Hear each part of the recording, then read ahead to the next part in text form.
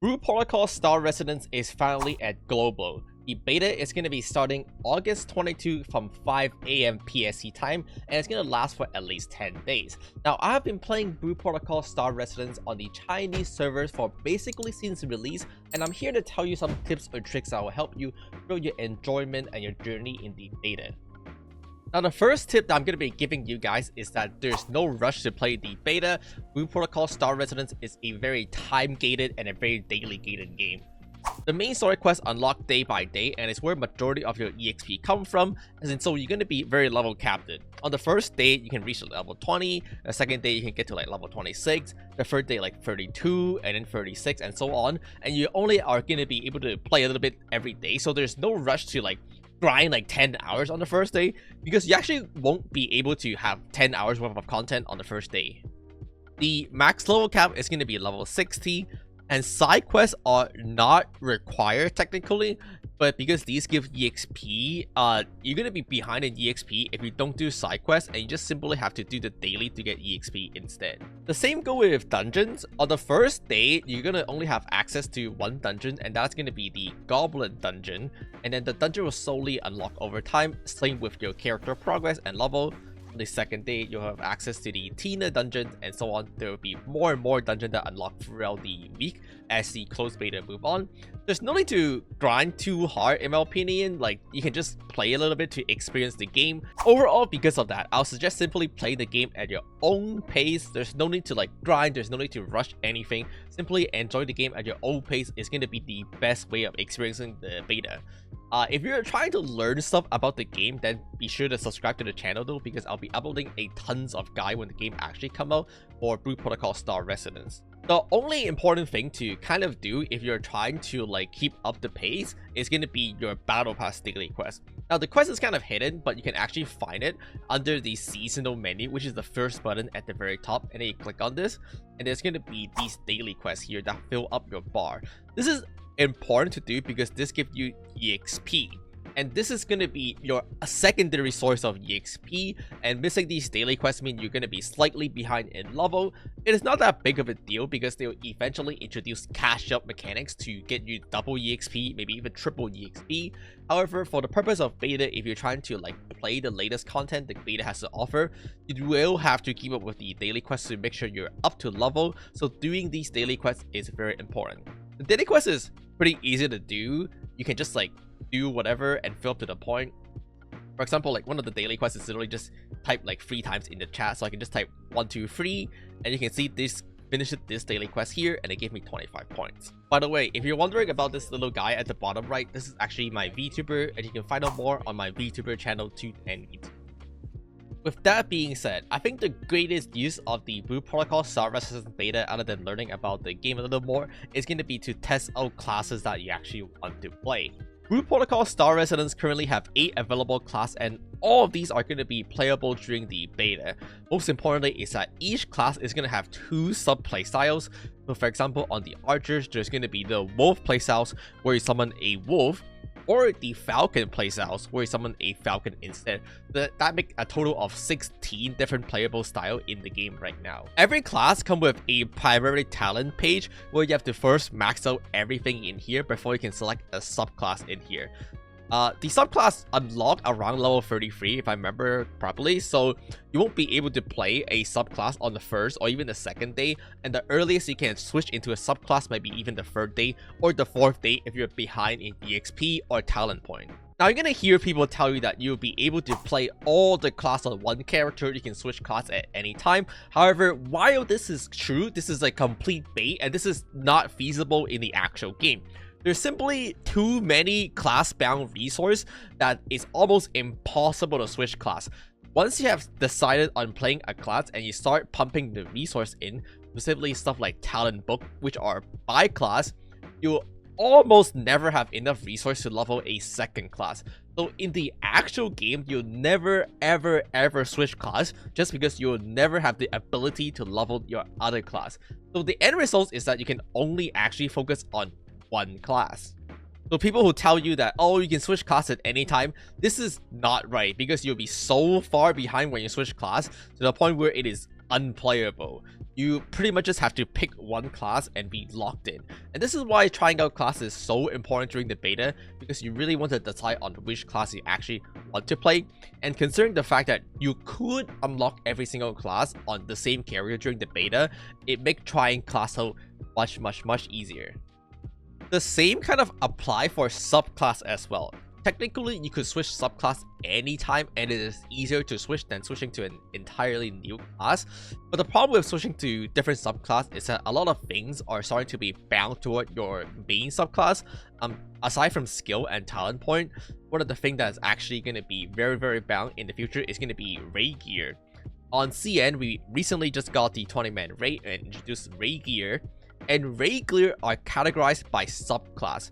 So this, for example, is a archer bow, but this is actually the wolf archer bow. There's a secondary falcon archer bow that gives different stat, and this one gives crit and crit damage, while the wolf bow gives mastery, range damage, and speed. And so you're gonna be locked into playing a specific subclass in the future. So again, it's important to decide which play styles you want to play, and make sure you only work on building one subclass when the game actually comes out. When you eventually hit level 30, there's going to be a side quest that award you this thingy, and this thingy allows you to unlock a new class, and you get one of these for free. So every single character can have 2 classes unlocked. If you are a healer player or you're a tank player, I'll suggest also unlocking a DPS class for purpose like leveling through the story or just farming mobs in general. In fact, a very worthy consideration if you're playing a healer is to actually start by doing a DPS class to level for the main story quest, and then eventually switch to healer later on when you are doing endgame content. So if you're someone who is planning on playing tank or healer, you could consider using the beta to figure out which other DPS class you want to play. Now, this raises another question: is tank or healer important in this game? And the answer is yes, especially in raid.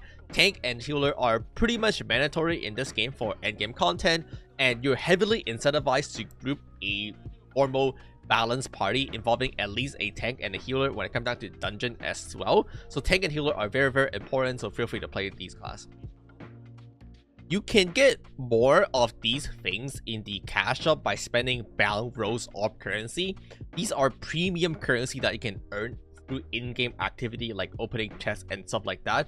However, they are quite important to save later on for your gear progression, because you're going to be able to buy material using this premium bound orb currency. So when the game actually eventually do release, you want to be spending majority of these currencies on material to progress your characters. For the purpose of beta, you can spend it on this item here to unlock all the class, or a class, to try out every single one of them, which is what I would encourage you to do. However, be sure to save these premium bound currency during the actual release for important material. Another thing about the bound rose orb currency is that you can actually spend them on the Imagi Gachas. There's going to be an Imagi Gacha within town right here, and you can gacha for Imagi, which are basically battle summon. Now, just to clarify, Blue Protocol Star Resonance is not a gacha game, it is a proper MMO, and if you're a free-to-play player, you never ever touch this gacha. This gacha is a complete bait. You never touch this unless you're pay to win, with the exception of if you're a healer. If you're a healer or maybe even a tank player, it's actually worth considering going for this green-haired chick, just because this summon lets you revive your teammate. So you heard that right, this summon basically lets you revive your teammate who are dead. And so basically, if you're a healer and you're like, well, my team sucks and I heal them and they still die, guess what? You can just revive them. It's kind of pay to win, and the only way to get access to this is through the gachas. Fortunately, you could spend bound rose orb currency in the gachas, so this is something to be careful of. During the beta, you can spend all of these regardless, because it's not actually going to matter, so you can just kind of pull on the gachas to see how it feels. But during the actual game, this is something to be mindful of when it comes down to paying attention to where you're spending your premium bound rose orb currency. I'll make a separate video addressing all the concern you might have around the gachas, how it works. Is it pay to win? Is it important? What do you get? Like, I'm just gonna do a poll right now because you kind of get in-game pool for free. And I got garbage.